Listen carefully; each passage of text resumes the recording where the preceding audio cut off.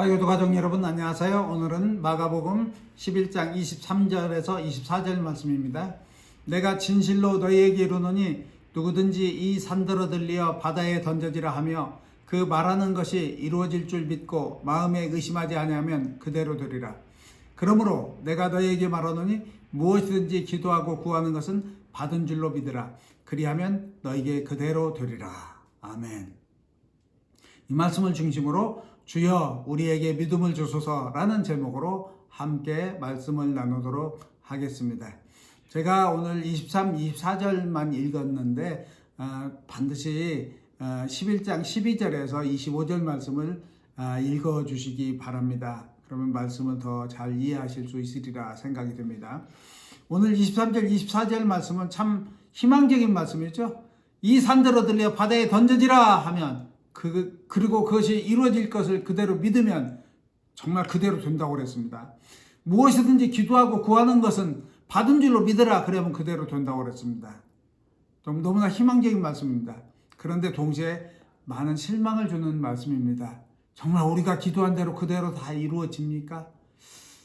그러기는 너무나 힘들지 않나 이렇게 생각됩니다. 근데 그것을 이해하기 위해서는 우리는 이 오늘 말씀 전후에 있는 22절과 25절 말씀을 기억을 해야 됩니다. 22절에서는 뭐라고 했냐면 예수님께서 하나님을 믿으라 라고 얘기했습니다. 25절 말씀에서는 무슨 말씀을 했는지 기도하다가 아무에게나 혐의가 있거든 용서하라 라고 이렇게 말씀했거든요. 이 말씀은 기도의 성취를 위한 중요한 전제 조건을 말씀하시고 있는 것입니다. 하나님을 믿으라라는 것은 하나님이 어떤 분이신가를 알라는 뜻입니다. 하나님의 뜻을 알라는 것입니다. 그 뜻에 따라서 기도하라는 뜻입니다. 그리고 또 기도하다가 서서 기도하다가 아무에게나 혐의가 있거든 용서하라는 말씀은 이웃과 화평할 수 있어야 된다는 것입니다. 그것이 기도를 성취시켜 주시는 중요한 전제 조건이라는 말씀입니다. 근데 우리가 12절, 아까 11장 12절에서 25절까지 읽다 보면 또 하나 의문되는 사항이 있는데 저는 그 말씀에 의문을 가졌습니다. 읽을 때. 왜 예수님이 무화과 나무를 그렇게 완전히 말라 죽게 하시는가 하는 것입니다. 너무 하시는 거 아닌가. 들에 핀 백합아, 공중에 나는 새, 그 생명 하나를 소중히 여기시는 하나님이 예수님께서 왜 무화과 나무를 말라 비틀어 죽게 하시는가 하는 것입니다.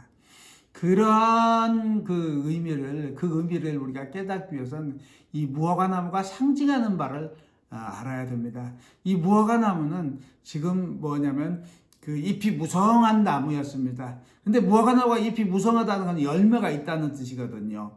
왜냐하면 무화과는 열매가 먼저 맺히고 잎이 나중에 나는 그런 식물이기 때문입니다. 그래서 먹을 것이 있는가 가서 찾아가 봤는데 그 다음에 먹을 것이 아무것도 없었다고 그랬습니다. 그래서 예수님께서 저주하셨다고 이렇게 말씀하시는데, 그런데 이 무화과 나무, 잎이 무성한 무화과 나무가 상징하는 것은 뭐냐면 당시의 성전 권력을 상징하고 있다라는 겁니다.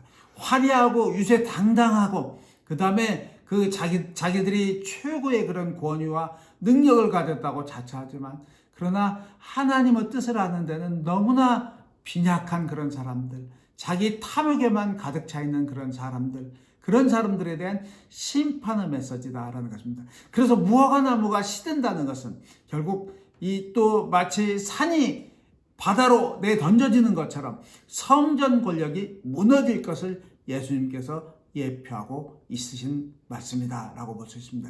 그래서 예수님께는 이 산이라는 것이 성전 권력이다라는 것입니다. 무너져야 될 산이 성전 권력이라는 것입니다. 근데 그것은 하나님의 뜻에 따른 것이고, 그리고 또 그 일을 예수님께서는 반드시 기도를 통해서 당신의 희생을 통해서 이루어낼 것이라는 그런 약속을 우리들에게 주시는 말씀이 바로 산이 바다에 던져진다. 무엇이든지 기도하고 구하는 것은 받은 줄로 믿으라는 그런 말씀이다라는 것입니다. 화요기도 가족 여러분, 저는 이 말씀을 묵상하면서 우리 모두에게도 무너뜨려야 할 산이 있다는 생각을 하게 되었습니다. 그것은 반드시 우리가 성취해야 할 기도의 제목이 있다는 뜻입니다. 제 경우는 당연히 다 예상하시겠지만 암과 싸워 승리하는 것입니다. 그런데 이 싸움은 통계적으로 결코 만만한 싸움이 아닙니다. 오늘 제 아이가 저한테 그 메시지를 보내왔는데 5%의 확률을 뛰어넘은 것에 대해서 축하한다라는 그런 메시지를 보내왔습니다. 그렇습니다. 암 사기는 그렇게 호락호락한 것이 아니더라고요. 대부분의 암 환자들은, 위암도 역시 마찬가지입니다. 사기 위암 환자들은 1년 내에 결국 사망하는 것이 대부분입니다. 근데 저는 이제 그 치료 받기 시작한 지 1년이 넘었으니까 참 그 감사하지 않을 수가 없습니다. 그런데 그럼에도 불구하고 저는 지난주에는 많은 그런 불만과 그 다음에 불평이 있었습니다. 어떤 불만과 불평이 있었냐 하면은 제가 한국에서 발표된 그 통계를 다시 한번 읽어봤는데 뭐냐면 암 환자들은 아까 대부분 위암 사기 환자들이 1년 내에 죽게 된다는 것입니다. 그리고 항암 치료를 하면 18개월 정도 살게 되고 그 다음에 항암 치료에다가 그 다음에 수술까지 하면 그 다음에 평균 26개월 정도 산다는 것입니다. 근데 의사들은, 한국의 의사들은 그것이 대단한 것이라고 자랑하고 있었습니다. 근데 저는 제 휴스턴의 제 주치 선생님께서 항상 20년 이상 산다고 그렇게 말했기 때문에 그 말씀을 들으면서 아니 이렇다고? 내가 이렇게 위험한 그런 상황 속에 있다는 걸 생각하면서 굉장히 불평과 불만이 많았습니다. 그래서 지난주 목요일 날 이제 휴스턴 병원에 치료받으러 갔을 때 마침 의사 선생님이 안 오시고 그 다음에 PA가 왔습니다. 그 피지션 어시스턴트가 와서 저랑 이렇게 얘기를 했습니다. 그래서 제 CT 스캔 리포트에 나와 있는 것 한 가지를 다 따져가면서 물었습니다. 이거 안 좋은 거 아니냐? 이거 불안한 거 아니냐?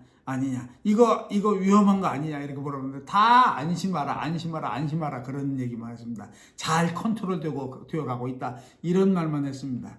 그래서 제가 물어봤습니다. 닥터 아자니, 제 의사 선생님이 나한테 너무나 낙관적으로만 말씀하시는 것 같다라고 그렇게 얘기했습니다.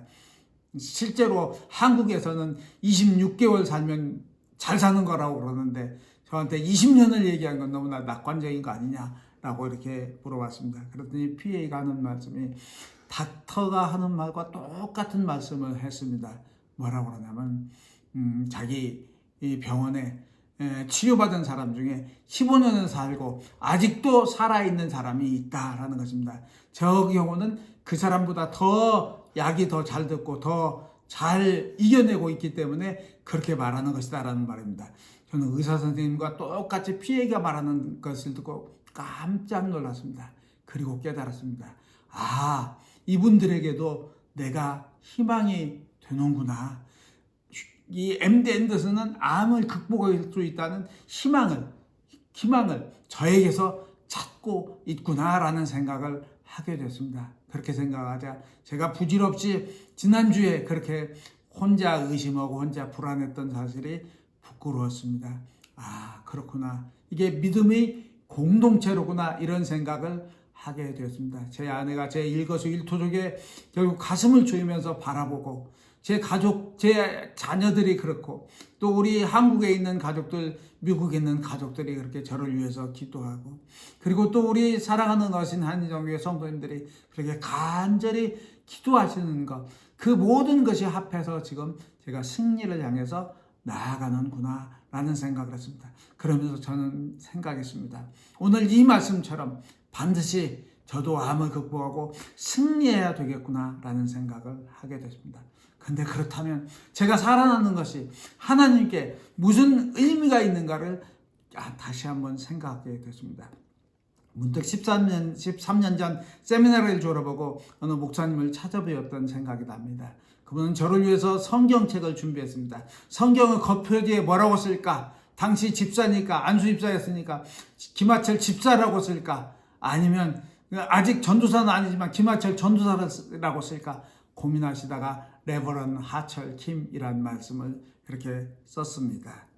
아마 그렇게 기도하시겠다는 뜻이었다는 생각이 듭니다.